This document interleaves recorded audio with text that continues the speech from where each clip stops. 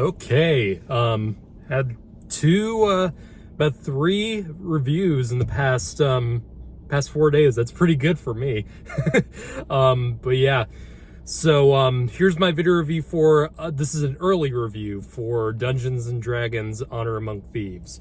And what's crazy about this is that this is a movie that's had at least 2 early screenings in the past weeks, because last Sunday there was an early screening for it, and then there was another one today. And I didn't know that there was an early screening for this movie about a week ago. So if I knew that, I would have totally gone.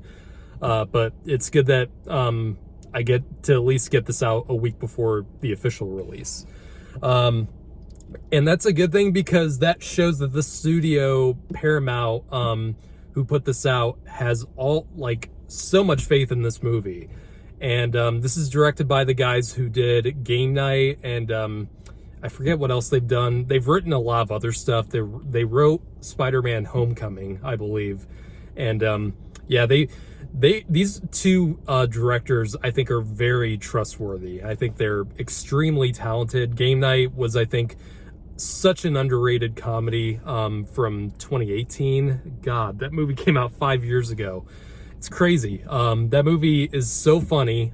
Game Night was so good, not just because it was well written, but the way it was directed, it was so peculiar and interesting.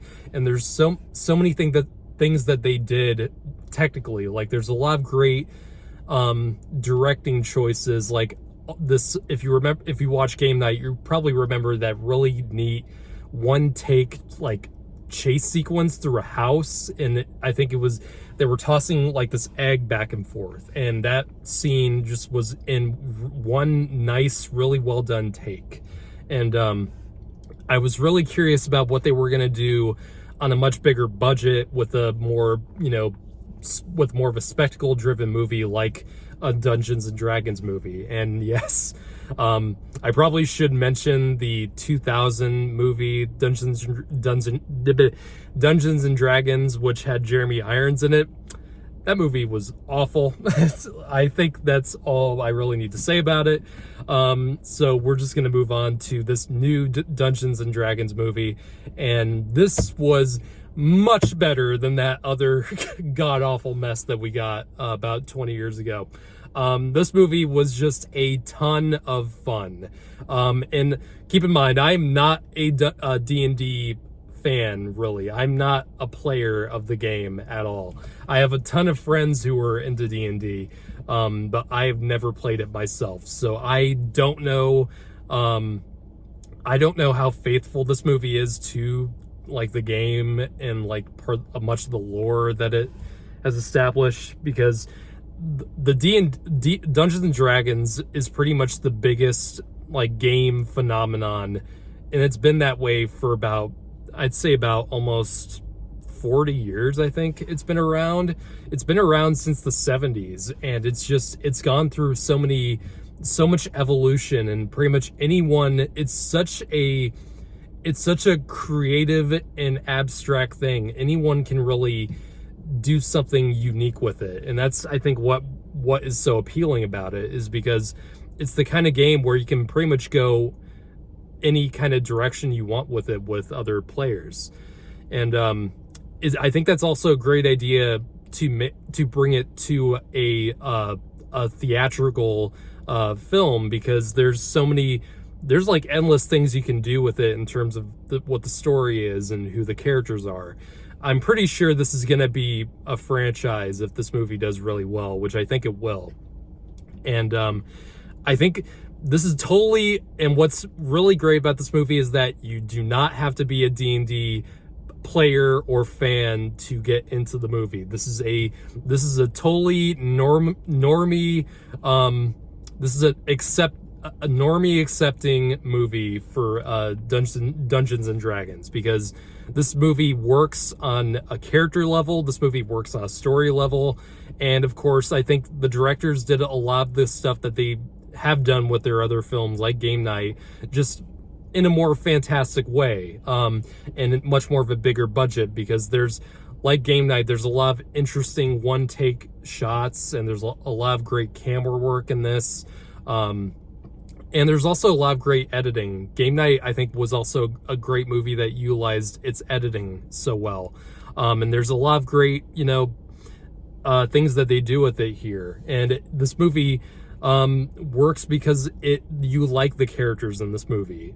Chris Pine, Michelle Rodriguez, the main crew in this movie, there's 4 or 5 of them. You have, I can't remember how you pronounce his name. It's the Thean, I think is what the class of character it is. I forget how you pronounce his name. He's really great in this movie. And he's not in it that much. But the other 4 main crew in this film, who is Chris Pine as the bard character, and you have Michelle Rodriguez as the barbarian. Then you have Justice Smith as the sorcerer, and then you have the Sophia Lewis, Lillis, not Lewis, who's a druid, and all of them do great stuff in this film. Each of them have great chemistry with each other. They're interesting characters.